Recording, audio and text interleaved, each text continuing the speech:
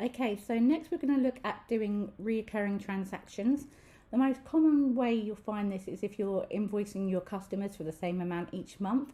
So that's the first one I'm going to look at, and the two ways that you can do it. So you can click on New, and you can click on Invoice like you're doing a normal invoice. And I'm just going to click on Add Winco here, and I'm going to change the date to the 1st of June. Choose the product or service, so I'm going to say that it's an employee celebration they're doing for them once a month. I'm just going to leave the VAT on here for simplicity at the moment, but obviously not all of you are VAT registered, you won't have to worry about that part. So it's all the same here, so I'm just going to click on Save before I do anything else. And then I can click on the Enable Reoccurring Payments part, and then it will say template name, scheduled, you can create a number of days in advance if you want to, which customer it is with their email address. You can click if you want to automatically send emails, which I'm not going to at the moment. And here it says monthly on the, and it defaults to 1st because I did it on the 1st of June, but hopefully if I did want to change it going forward, I can do. I'm going to say I'm going to start that on the 1st of July because we already done the 1st of June one. And no end date, or you can change an end date if you want to. So terms, and this is the bit that we did in the normal invoice, and just click on Save Template. Okay, now the other way you can do this is if you click on here and click on Reoccurring Transactions, you can actually see the one that we've done there, Add Winco. And I can click on New, and you can choose whether it's a bill,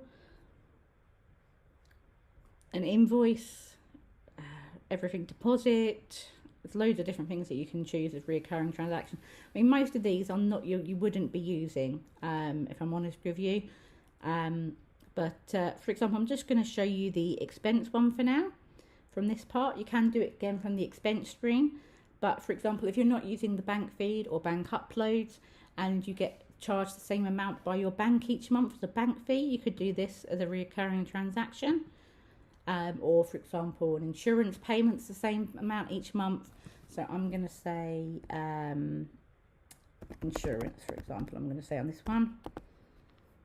Okay, scheduled, and I'm going to say that it is that person that we pay for insurance. It comes out the current account, doing monthly on the, and I'm going to say last day of the month. And starting on the 30th of June 2020 with no end date. Payment method doesn't actually do anything, it just tells you how. The most important part here is this bit, the current account. So I'm going to say that it's category of insurance, and I'm going to say it's business insurance, £1,000. And I'm just going to put that in there because insurance is exempt for VAT, but you may not need to worry about that. And again, you literally just click Save Template, and that's it. And you can see that on here, it's here, there. And they've got some random other ones that are already here on this demo company. But that is it. That is really easy to do. And I'll see you all in the next module.